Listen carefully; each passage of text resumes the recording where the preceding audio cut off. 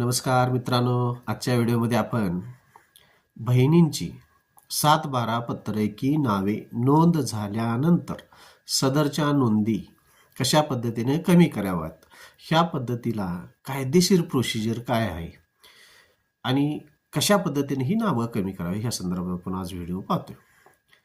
काय होते मित्रांनो, वडिलांचं निधन झाल्यानंतर सदर वडिलांच्या जागी 7-12 पत्रकी मुलांची नावं लागतात.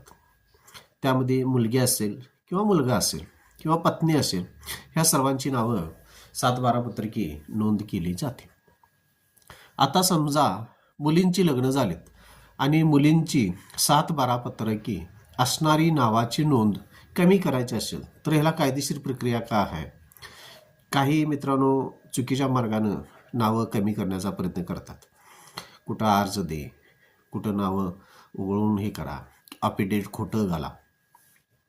तर अशा प्रकारे जी नावं कमी केली जातात त्याला कायदेशीर कुठलीही मान्यता नाही. समजा भावा बहिणीच्यात वाद निर्माण झाला आणि सदर कोर्टामध्ये जर चॅलेंज केलं तर बहिणीची परत नावं लावून ज्यांनी कुणी बोगस काय करण्याचा प्रयत्न केला आहे त्यांना फौजदारी प्रक्रियेला पुढं जावं लागेल.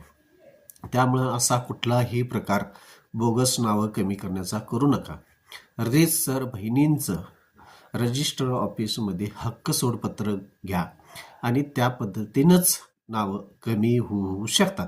याच्या व्यतिरिक्त कुठलाही पर्याय किंवा प्रक्रिया वापरू नका. दुसरी महत्त्वाची गोष्ट, समजा कोर्टातून बहिणीने हक्क सोडून दिले असेल, वाटणी पत्रकाच्या वेळी साधारण जर वाटणीचा दावा कोर्टामध्ये दाखल केला असेल आणि बहिणीनं जर हक्क सोडून दिलेला असेल, त्या प्रोसिजरप्रमाणे सुद्धा आपणला बहिणींचा हक्क सोड करून घेता येतो.